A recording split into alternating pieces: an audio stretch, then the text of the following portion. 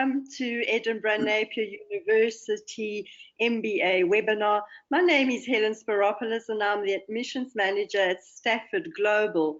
And joining me this evening all the way from Edinburgh Napier University is Mammed. Hi Mammed, how are you this evening? Hi, I'm very well, thank you. How are you? I'm okay, thank you.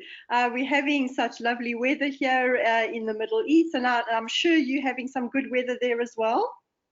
Yes, you're absolutely correct. I think for a change, we're managing a beautiful, what we call Indian summer, where it's slightly overcast, but it's fantastic, the sunshine. So yes, we've been blessed today with no rain. Good.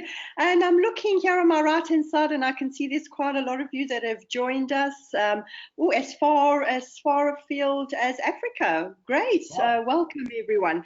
How are we going to conduct the webinar this evening is I'm going to briefly just chat about Stafford Global and what we do. I'm then going to hand you over to Mammed, who's going to go through the program.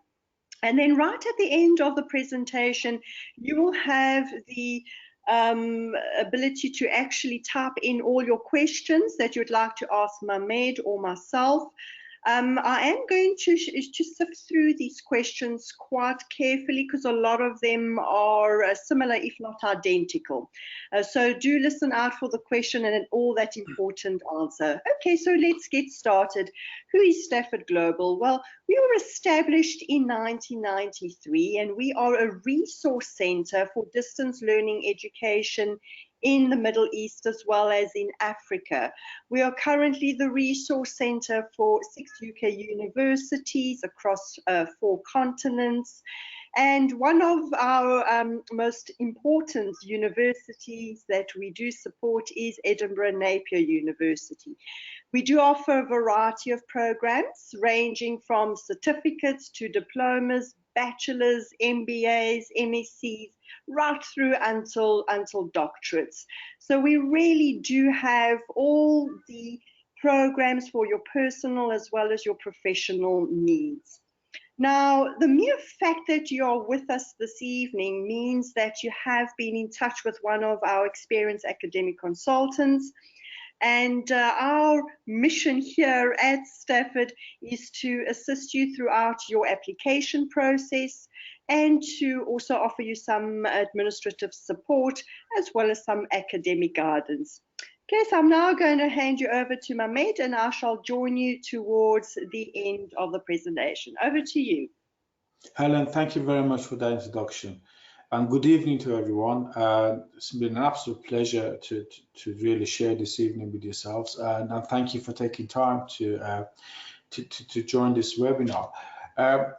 Prior to start with this webinar, I had a conversation with Helen, and one of the major areas which we normally our students ask us for is, I don't know what's happening with them, is to how do we bear with me, I think we're having a little bit of a technology problem. I think I've disappeared. Okay, I trust you can all see me right now. I'm Mammed Bagher. I'm the director of the suite of MBA programs here at Edinburgh Napier University. And what I would like to do really this evening is, first of all, to give you an overview of what the university is all about, what our MBA suite of programs are all about, the success story really as far as the cohort of our students are concerned, and also how we can hopefully try to demystify this complexity of distance learning, online education, and how we can try to accommodate your needs with us as when you decide to join the program and to study with us. Really, the very essence of what I'm hoping to do this evening is to have a dialogue with yourselves rather than giving a presentation. The presentation, I like to think, is something which is a formality. I'm assuming that by the very nature of you joining this webinar, you probably done your own research anyway, and you really want to make a decision as to whether or not this kind of qualification, this mode of delivery, so on and so forth, are suitable for yourselves. As a director of the suite of the programs, my job is to look after all the programs we've got here. We currently have 14 different MBA programs as online, one generalist, and the remaining 13 are specialist programs, which are really tailor-made for individuals who want to be specialized within the field. We also have face-to-face full-time programs running here in Edinburgh in Scotland. They vary from 1 year to from 12 to 27 month studies, and the program consists of various types. They're all MBAs, but it consists of whether or not individuals have work experience or don't have work experience, and the ones who don't have work experience have to go to work placement, so on and so forth. So in effect, you join in a cohort of in excess of 1,500 students with various different needs, and the same focus, and the focus being the all aim to become MBA graduates. And we currently have students from 140 different nationalities within the university. So we are very much aware of the diversity and needs of different individuals. So we are located in Scotland, which is in the northern part of the United Kingdom. We're still part of the United Kingdom, and contrary to what Ms. Nicholas Sturgeon yesterday in her speech, she announced that she's hoping to put, I don't know whether you guys followed the political news in the UK, is bidding for Scotland to become independent of United Kingdom. But that's been attempted once before, and it's just a matter of waiting and see what the future looks like. As far as we are concerned, it makes no difference to us whether we are independent of UK, whether we are independent of Europe, so on and so forth. From an educational point of view, we have an ethos. The ethos is very much quality driven, quality assurance driven, and we govern by QAA, which is UK-wide rules and regulations that applies to all the universities, and that will stay intact.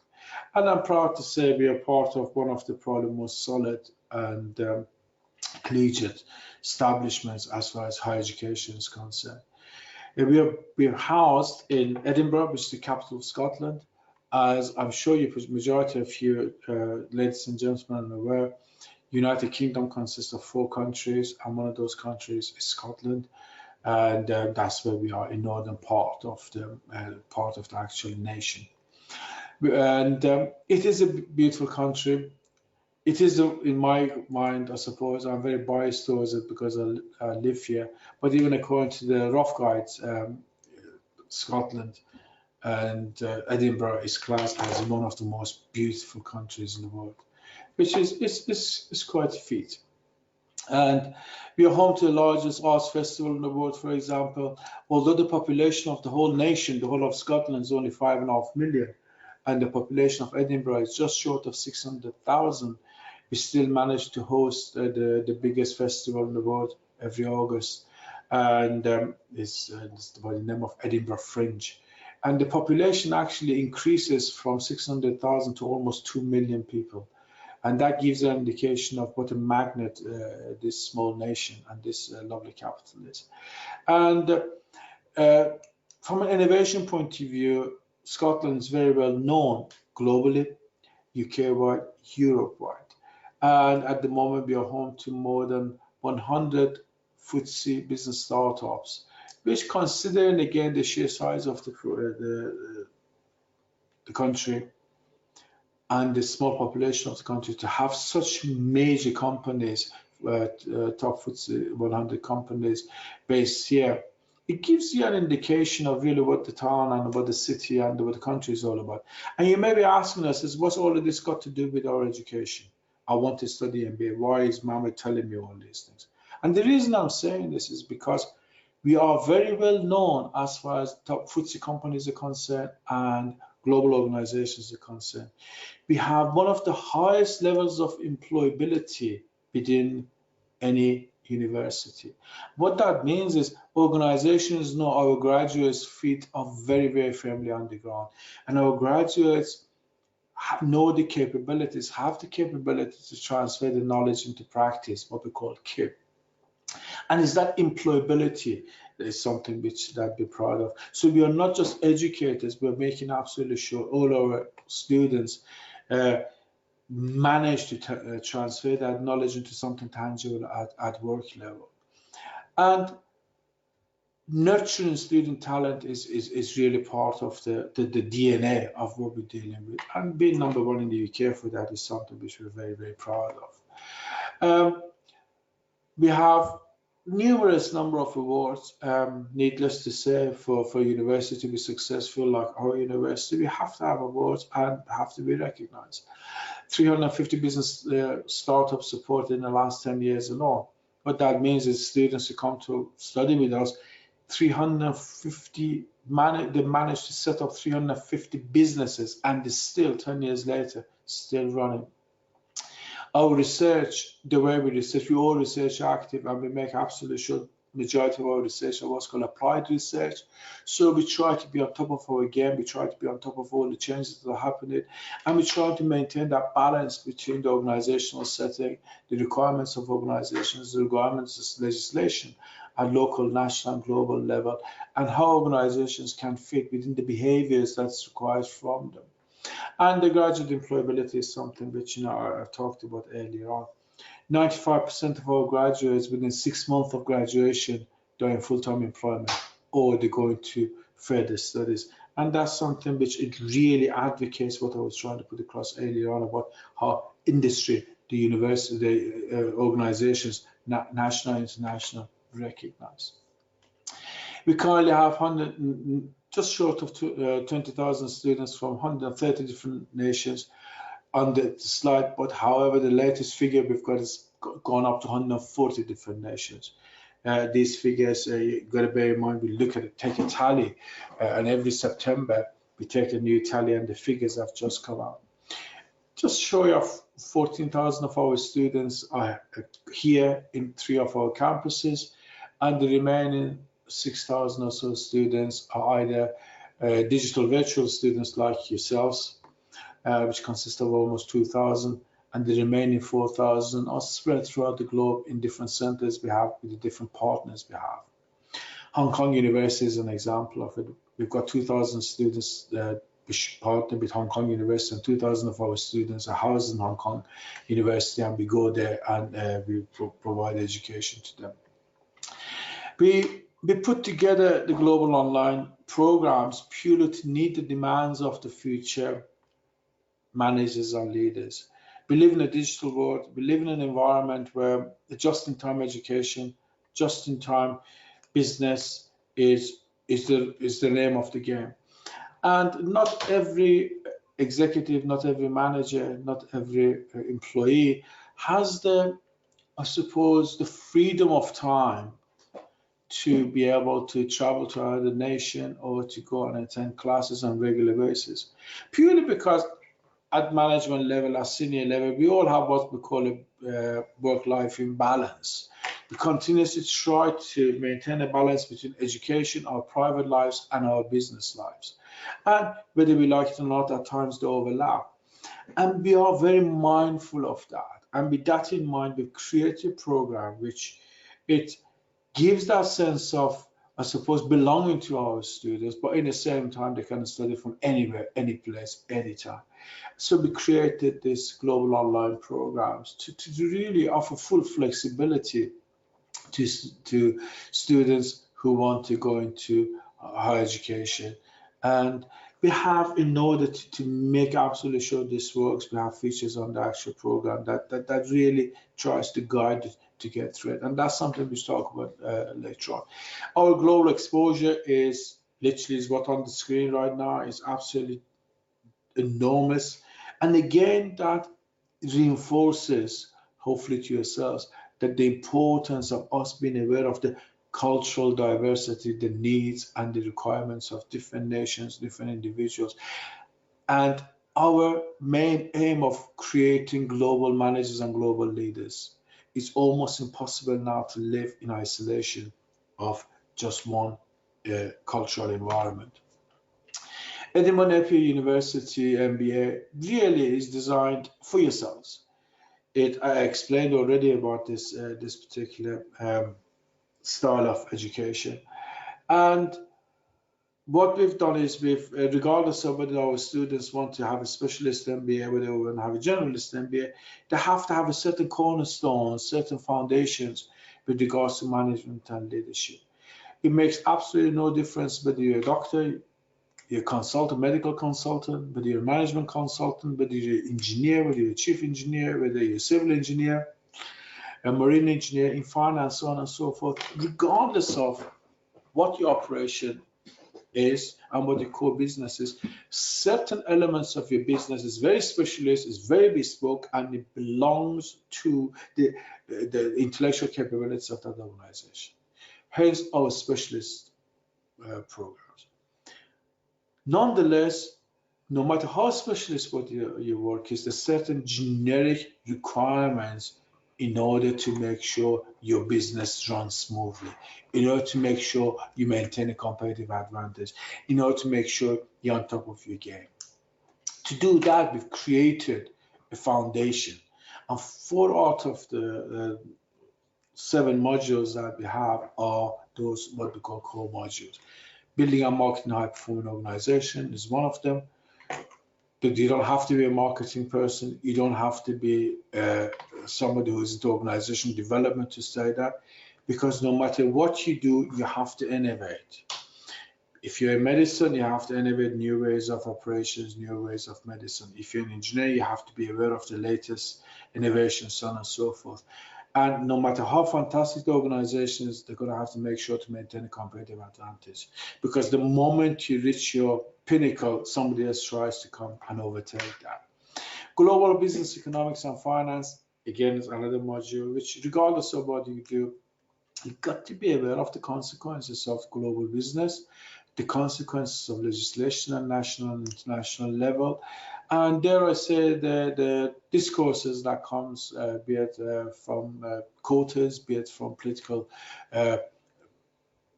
approaches, so on and so forth. And global economics and finance gives an indication to individuals that really have an understanding of how that works.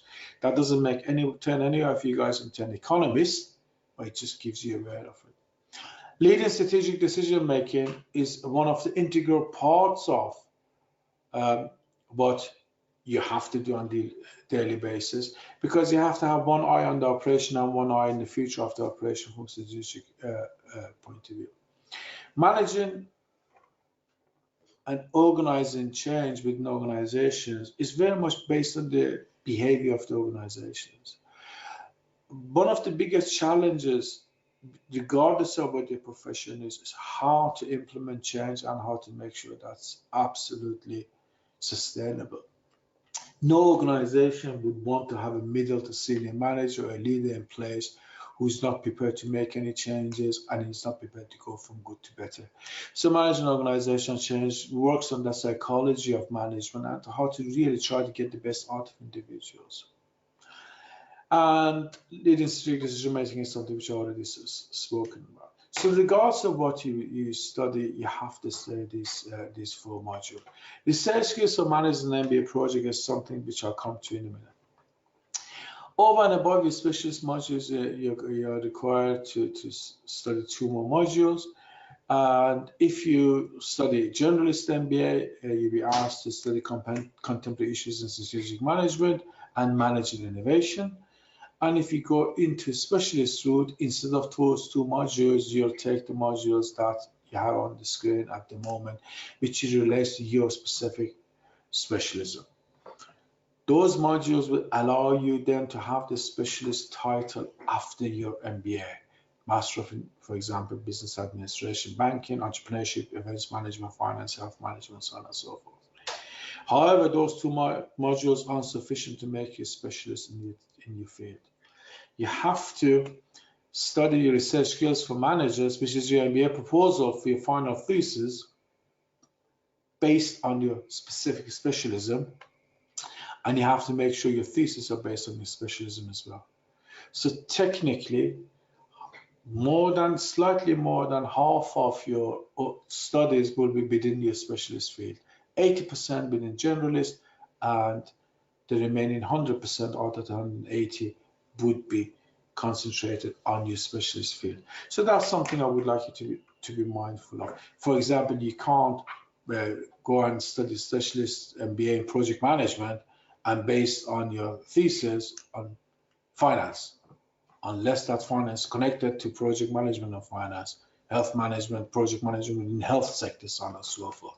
Hopefully you get my drift. We have interactive online resources, and they're extremely interactive. I'm not going to really take too much of your valuable time to try to really show you screens. Self-explanatory, and Helen's team will send you this presentation, and you can then study it and go through it. In effect, what we're doing is we're creating a virtual classroom, and the only difference between what you'll be studying with us virtually and being here physically is that we are not in the same room in the same time physically. We can't physically touch each other, and that's the only thing that separates it. Everything else is very much hands-on as far as communication is concerned. You're encouraged to study up to 2 modules per semester. We don't really encourage anyone to study more than 2 20 credit modules, purely because we are aware of your work-life balance, and in order for you to successfully just to be educated. I was given a keynote yesterday afternoon to a group of business people, and it's not just about education. It's not just, and this is what I brought up yesterday. It's not about saying, okay, I have a qualification.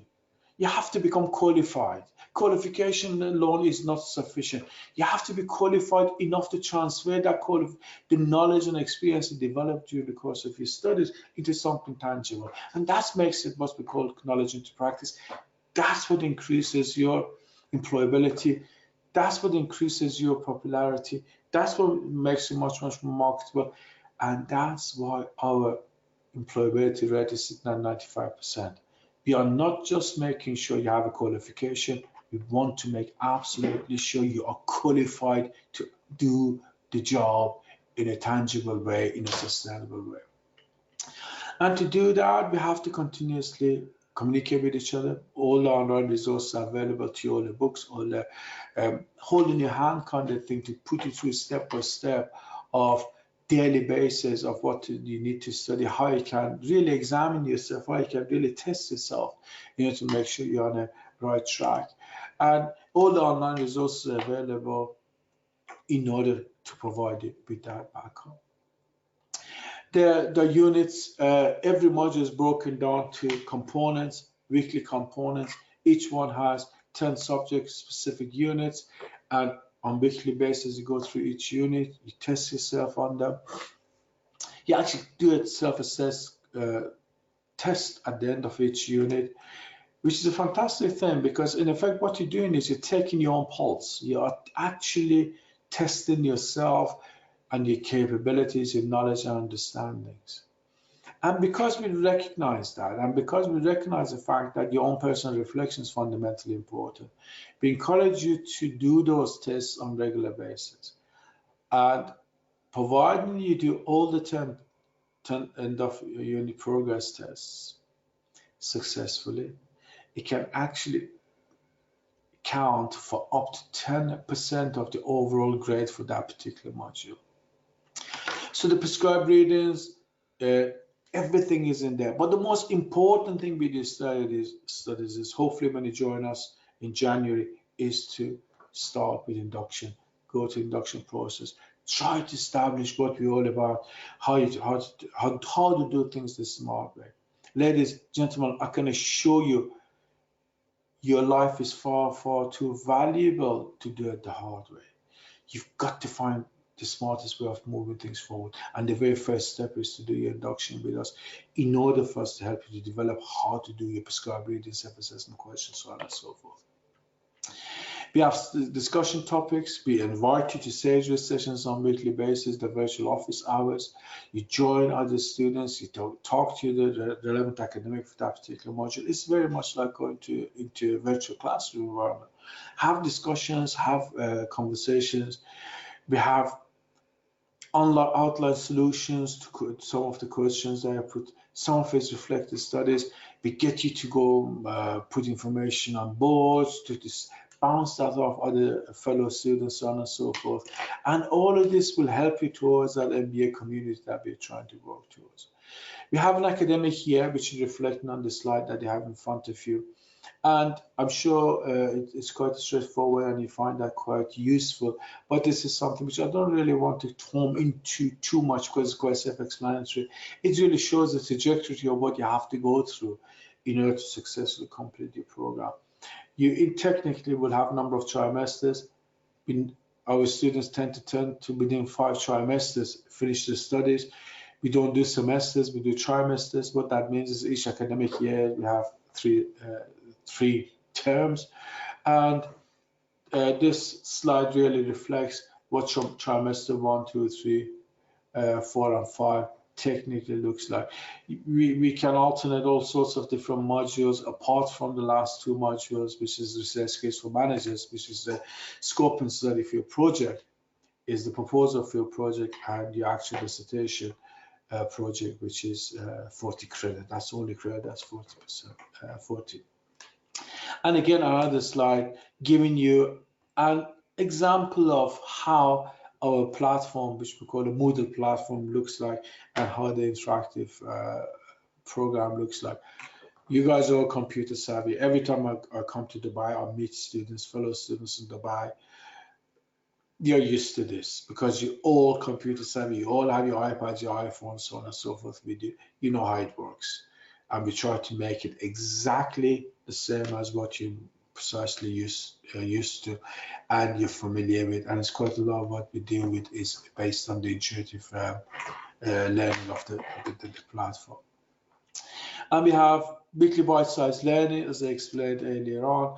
And it's so important, guys, not to bottleneck everything. And so, okay, what I'll do is I'll do my weekly learning, weekly studies at the end of the month. Please don't do that. Please try to make at least find 15 hours from somewhere. At least 15 hours per week. Make it bite-sized.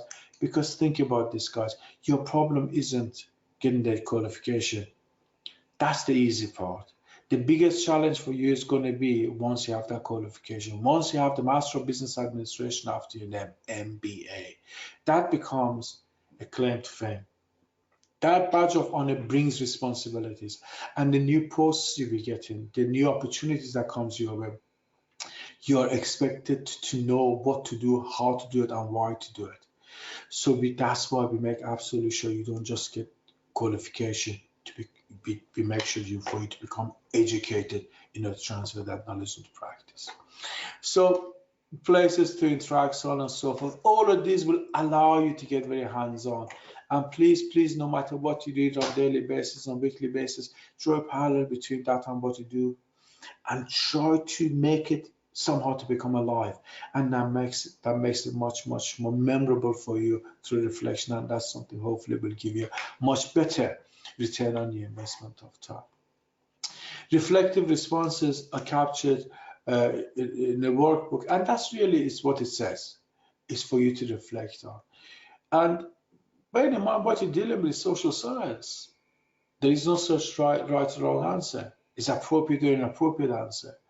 And some of those reflecting answers can be discussed at a later date with other fellow students or your module leader or online tutor.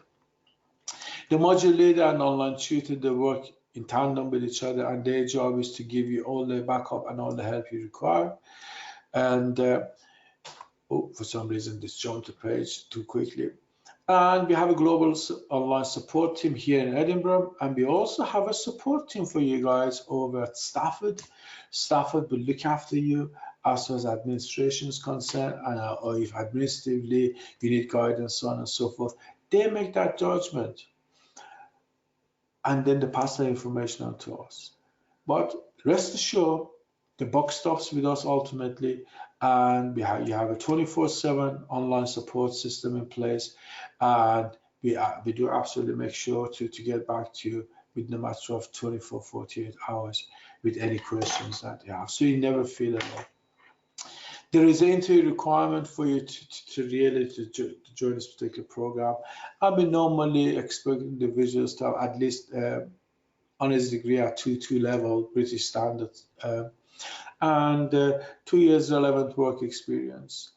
And if you don't have that 2 honors degree, we look at your work experience. If you are the type of qualifications, then what we look at is the age, the Stafford advisors, consultants can actually guide you with all these things. And this is something which Helen will talk to you about shortly.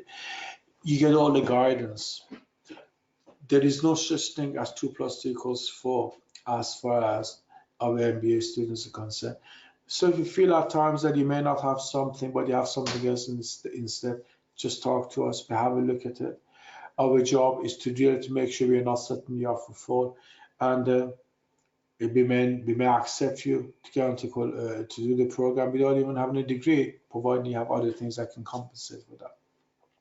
If first language isn't English, then you really need to really illustrate to us through having an approved language test, because we do require a certain level of language proficiency in order for you to manage to deal with the demands of the actual program. However, this is something, again, Helen's team will guide you with what the whole thing is all about.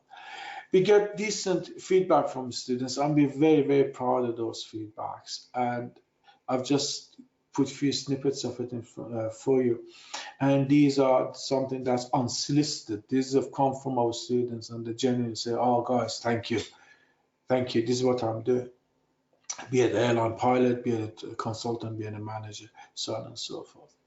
So that's really the basics for, as far as I'm concerned. What I'd like to do is to really now start handing over to Helen, and between myself and Helen, try to deal with things like tuition fees and this exclusive offer, which I'm led to believe that Stafford provides you with. It's something which our regular students don't get. And that's something which Helen is much more hands-on with than I am, and hopefully within the next whatever the period of time we've got left now between myself and Helen, try to answer any questions that you have. Helen, thank you for allowing me to give this presentation. Over to you, good self. Excellent. Thank you so much, Mammed. That was very informative. And yes, I can actually see quite a few questions that have come through already. So as I said, I'm going to start grouping them. Yes, I can see the first question from Kingsley. Yes, Kingsley, the very next session starts in January. It's actually the 13th of January. So the program is actually very popular. So I really do advise that you try and send us your documentation as soon as possible.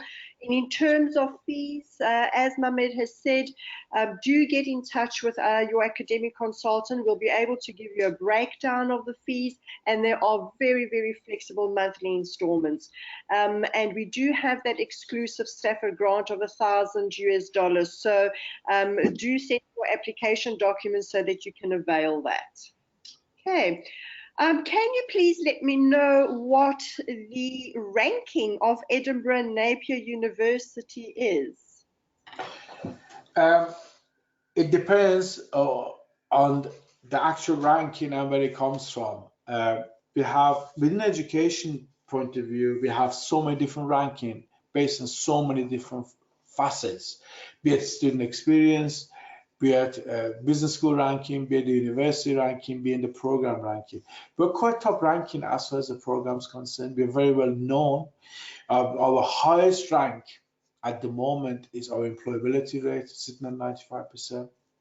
And it really depends, and I'm not trying to be vague about this, it really depends whether I pull it from the Guardian or the Times or Sunday Times and so on and so forth. We are top quartile university. We are very well recognized university at the international level. We are in process of completing our application for ASCSB, and that's something which we are in process, and it's one of those I suppose badges which it takes a number of years in order to get ASCSB, but we're very confident, and we're going towards the latter part of submitting our application, and to be able to even consider to be part of a CSP group in the very near future. CMI, another example of, we work very, very closely with Charter Management Institute. We're well recognized by Charter Management Institute. We're recognized by ILM. We're recognized by Institute of Directors. These are the establishments, these are the cohort of, I suppose, businesses and business back providers, information providers that we are very, very well known. And that's, I think, I hope I've managed to answer your question. I'm trying to be as transparent, but in the same time, as pragmatic as possible with this answer. It's very difficult. So we're number one in this, but we could be number 27 on another, on 100 on another one. We're very well recognized. And the proof of the pudding, Helen, isn't the eating. 95% employability rate. Absolutely. Good. Excellent. And I can see quite a few questions regarding English requirements, so I'm going to group that together.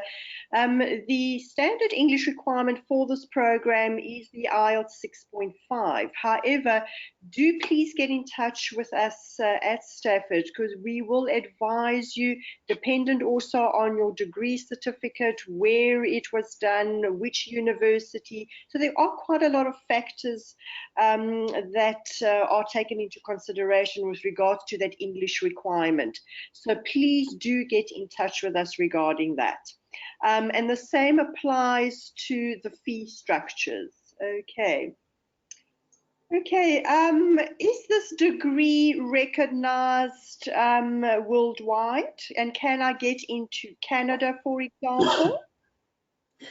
I think 140 different nations proves that point, that it is a globally recognized qualification.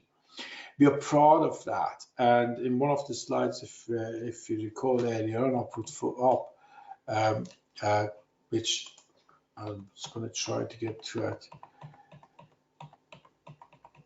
I think that answers the question. That answers our question. That's our geographical global exposure. Be it Canada, North America, South America. One of the things that we are extremely proud of and extremely pleased with is we are part of the cohort of British universities. And in general, majority of British universities, and we are within that majority, really we're well recognized. And providers, I think organizations no longer just look at somebody's qualification. Where is this qualification come from? Which university is it from?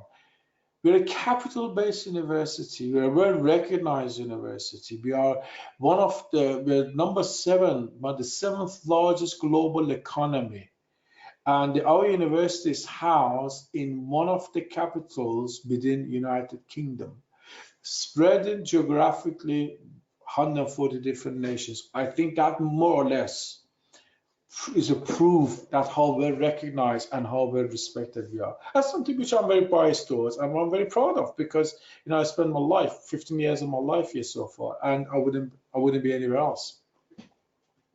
Excellent. And with regards to a local acceptance or approval, I really do encourage you to get in touch with your own education ministries. Okay, as Mammed has said, it's an internationally recognized qualification, which is really very important. However, if you're looking for local approval, please do get in touch with your local ministry, simply because every country in this region will have different rules and regulations. And obviously, the university or Stafford cannot control that. Okay. Renee, thank you. He's complimenting you, Mammed, for a wonderful presentation. Oh, thank you. Renee's question is about the examinations. I would like to inquire regarding how the MBA course is recognized without examinations. From my research, most other universities do require this. Some universities require examinations, and there's a purpose for that. There tend to be universities where they really try to test individuals' knowledge who is really geared for individuals who don't have the necessary requirements as far as work experience is concerned. Examination, as we call it TCA, time constraint assessment. It's about testing you under pressure. It's about making sure that you can actually make a decision under pressure.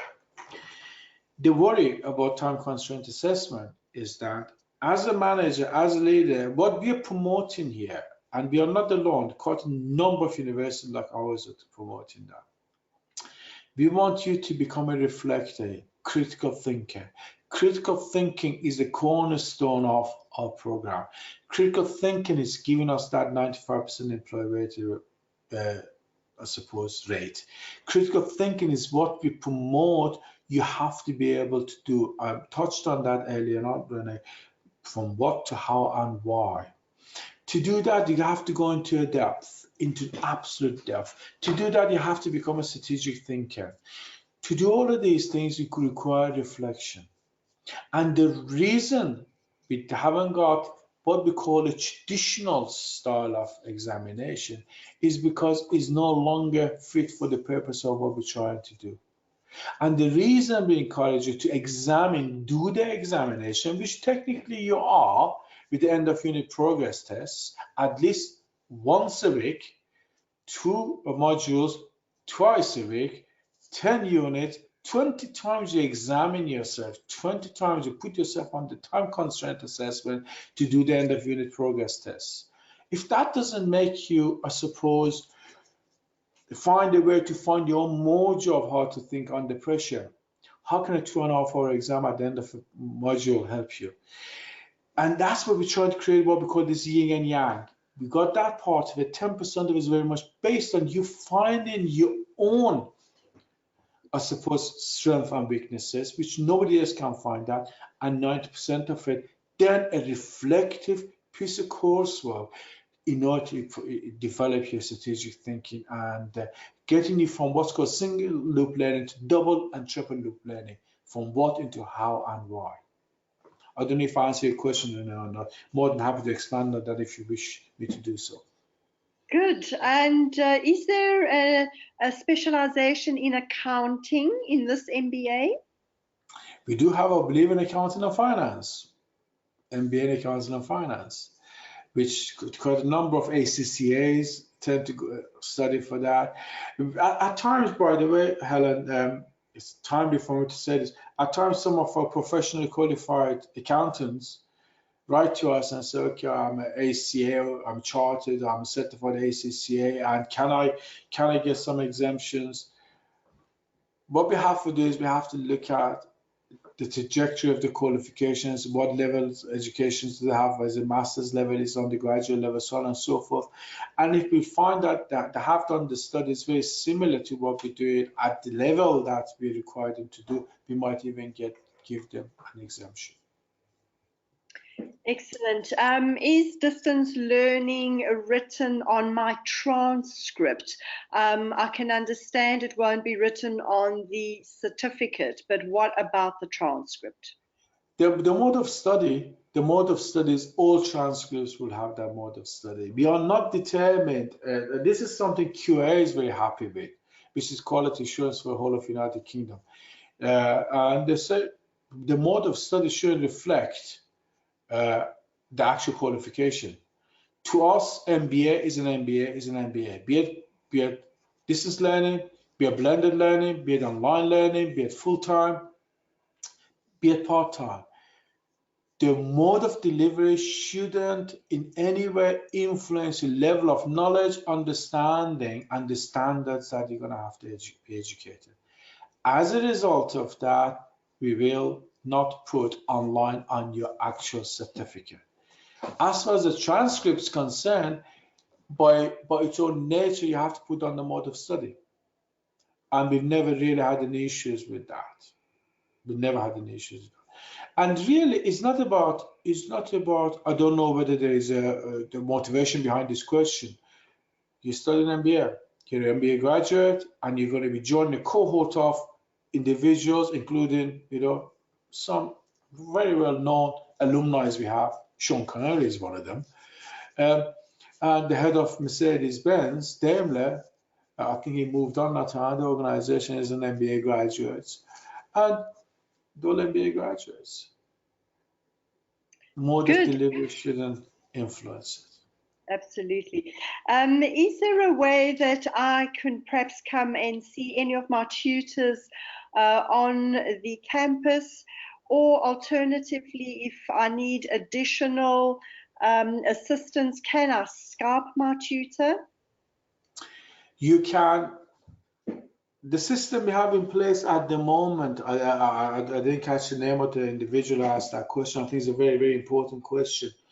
You have facilities on weekly basis come on the screen, very similar to what we're doing, and interact with your tutors. So you have 10 opportunities per module to attend these sessions. Over and above that, if you do require any extra help, then providing you go via our Moodle platform is very much based on the relationship between your actual self and that particular academic. When it comes to your project, it's a totally different ballgame. That becomes very much on one-to-one basis. We assign you to a specialist academic, and then you can have as many scribes as is reasonably acceptable. But really, what we try to do, you got to bear in mind, what we try to do is give a little bit of a, I suppose, discipline into your own education. And the reason, in effect, you have 10 screen-based, Skype-style meetings with your tutor per module, one every week, should and normally proves to be very, very sufficient. However, if you see the need for any extra one, I'm sure we never had a rejection from any academics not wanting to talk to our students, because we're only as good as our students, we're only as good as our reputation.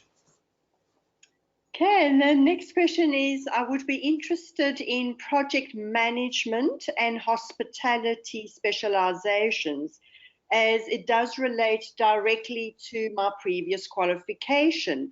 Are there similarities between these two specializations? Project management and hospitality. Let me go to the actual, just for the sake of everybody else's.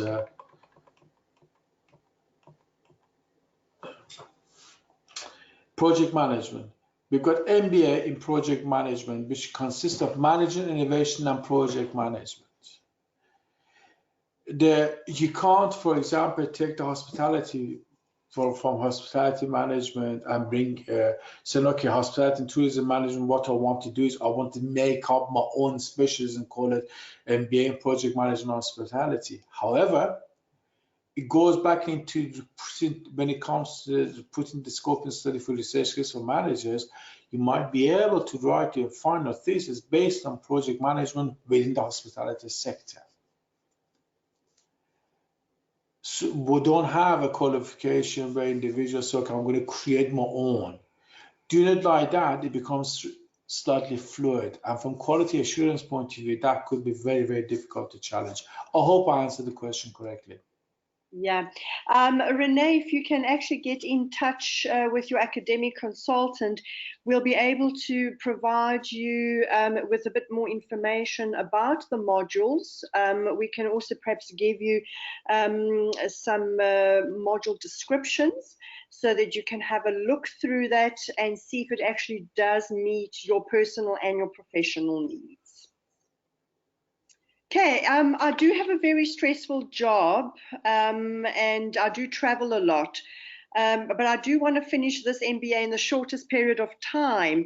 Do you advise that I take 2 modules every trimester? Welcome to my world, special pressurized job and travel a lot, constant jet lag. You actually describe yourself, I don't know whether I'm talking to a lady or a gentleman, you actually describe a typical MBA student who's in the middle of the senior management and is continuously juggling. Majority of our middle to senior managers study two modules per trimester, and they manage it. At times, if you feel that the pressure is too much, you can go down to one module per trimester. That is the question you probably can answer yourself more than anybody else. What I suggest is make a judgment, talk to Helen 2 or 3 times so far, highlighted the importance of talking to the consultants, talking to Stafford, getting the guidance, because we continuously change, compare and contrast questions and answers from previous students, so on and so forth, and we share good practice. I don't know, ma'am, sir, I don't know whether as I said, man or woman I'm talking to you at the moment. I don't know what your constraints are. If you feel that it's too much effort, then do one module at a time. If you're trying to fast track, you really need to be very honest with yourself. What's the purpose of this qualification? Is it just to get a badge after your name, or whether to really have something transferable? You should, as a senior individual, you should be able to have a certain level of work-life balance, and bringing your education into it, and study 20 credit modules per trimester, and your project, which is the final module, within one trimester as well, and successfully completed. But I guarantee you one thing, it ruins quite a number of your weekends. You've got to, regardless of whether you study one module or 2 modules, you've got to find at least 15 hours per week. What that means is you're going to have to eat in your Sundays. Yeah. And normally it's the Sundays when you get invited for a barbecue. Okay, and Jackson's question is, I would love to come to the graduation. However, if I cannot manage, is this certificate sent to me? Jackson, please try to come and join us. It's fantastic to see our global online students come in, and they come twice a year because we have 2 graduations per academic year. Majority of them, however, because of the time constraints, they have to come make it. Regardless, everybody gets an invitation, and that invitation allows you to come over with your loved ones. And if you have your non-European Union student, that even helps you to get the relevant visa to get here. But for whatever reason, if you can't make it, then of course we will communicate with you. We will make absolutely sure that the address that certificate is going to come to is your own address, that you receive it, and it comes in a special delivery, in a special package, where it's not even bent, because if it bends, it can get damaged, and you have that beautiful badge of honor delivered to you. Excellent. And Najib's question is, I have started an MBA previously. I have left that MBA because I was not provided with any review on my assignments, and I did not know where I went wrong. If I do join this MBA, do I get a critical review on my assignments if I do happen to fail them? First of all, our focus is to make sure you don't fail. Purely because I don't think any of you, ladies and gentlemen, want to come and join this program with a view to failing. At times, due to circumstances beyond our students, I suppose, control, they'll miss deadlines, or they fail because they haven't had a chance to give that particular time, and so on and so forth. Then it happens from time to time, of course, and it becomes fundamentally important for us to really try to focus for you to have a very good understanding of where you've gone wrong and what we recommend you to do in order to put that wrong right. Without the guidance, you don't know what you don't know. So my answer is yes, you will get quite a detailed feedback, but please don't fail. Get it right the first time around. Believe you me, it makes life much easier for yourselves, and dare I say for ourselves too. Absolutely. And Mohammed's question is, I'm planning to eventually immigrate to the UK. Halfway through my studies, can I join the full-time program on your campus? we have a conversation. I won't see why not. We have to obviously look at the circumstances, and this is something which is what we call tier 4 driven.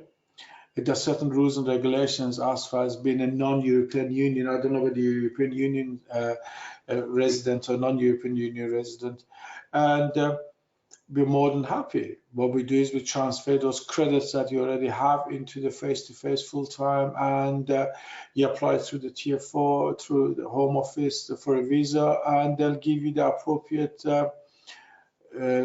remain to stay in the United Kingdom. But if you're emigrating, then you become, surely I'm assuming you'll be coming in with a visa, so on and so forth, and that allows you to continue your education here with us. And by all means do so. Yeah, it's not the first time that we have students done they're transferred into our face-to-face, and we've had situations where some of our face-to-face students actually transferred into online as well. Yeah, and Al-Rashid's question is, if I need an extension on an assignment, does that get provided to us? It depends, Helen. We are very much a democratic university, and we want a level playing field for everybody. And if we just give extension to one person without any reasonable, I suppose, background to that, then we're discriminating against other students. We have what's called extenuating circumstances. If you have extenuating circumstance, and if you can support that extenuating mitigating circumstance, then if you allow us to know in advance, not the day before your submission, and say, for these reasons, my circumstances are extenuating, the special circumstances, could be due to illness, could be due to all sorts of other factors, and that we consider, and then we make judgment on that, and that's on an individual basis, and then on the back of that, if necessary, we give you every support possible, be it a week, be it 2 weeks, be it 1 semester, be it 1 year. But that's on individual basis based on extenuating circumstances. Okay, and Claire's question is, I'm currently looking at your slide that is on the screen at the moment, and I'm really interested in leadership and innovation and entrepreneurship. Can I do a double major? No. We don't give the same qualification twice. If, for example, you do MBA in leadership and innovation, yes, you can go and start an MBA in entrepreneurship from scratch, which is, to me, is a waste of exercise. But as a policy, the university will not give the same award twice. In order for you to do a double major, you be requesting exemptions. To get those exemptions, that means we're giving you 2 qualifications for one particular mode study. Am I making sense? However, if, for example, you try to do leadership and innovation and you want to bring entrepreneurialism into it, innovation and entrepreneurship aren't millions of miles away. And the very essence of leadership, very DNA of leadership is about being innovative, being entrepreneurial, being enterprising. So it's all about semantics of how you're going to be really packaging your thesis, your research skills for managers, because technically you have 60 credits, 20 credits for your scope and studies, research skills for managers study, and 40 credits for your project. It's about negotiating, about conversation with myself, with my team, with the relevant academics, to how are you going to package it. Guys, don't overqualify yourselves for the sake of it. Believe you me, I come from an environment, if you look at every organization, what organizations are interested in, what senior managers and leaders are interested in, can this person actually do the job? What have they taken from this particular qualification? And with having myriad of qualifications after your name, I'm not trying to turn you off against the second double majors are good. I've got a number of qualifications, but every single one of them I can justify. My postgraduate certificate is different to my postgraduate diploma, different to my MA, so on and so forth. And is the package is portfolio driven. And if you have a qualification which is portfolio driven, in effect, that would work. But if you have masters, more or less, more of the same kind of thing, my mind, I'm thinking loud here, forgive me, Helen. My question is credibility of really what are we trying to prove? And somebody looks and says, okay, what's the purpose of behind what this individual has done? So the biggest driver of your qualification is going to be a thesis. How do you make something which is empirical, that really can illustrate at operational level, at strategic level, at organizational level? Guys, this is what I studied, but this is my thesis. This is the empirical study I've done based on something absolutely tangible and solid and transferable. That, in my mind, carries quite a lot of weight for what it's worth. Good, excellent. And our very, very last question actually comes from Al Rashidi. And what is the maximum time that I could possibly stretch this MBA? Because I do not wish to fail, and I do want to take my time and do this MBA successfully. I'm even planning on getting cum laude.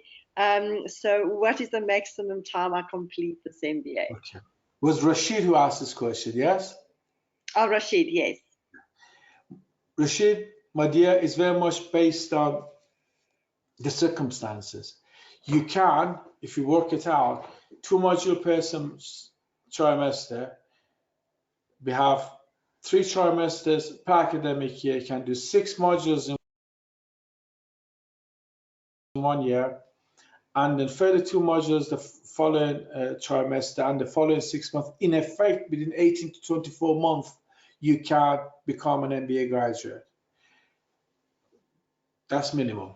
Maximum, we can do 1 module per trimester.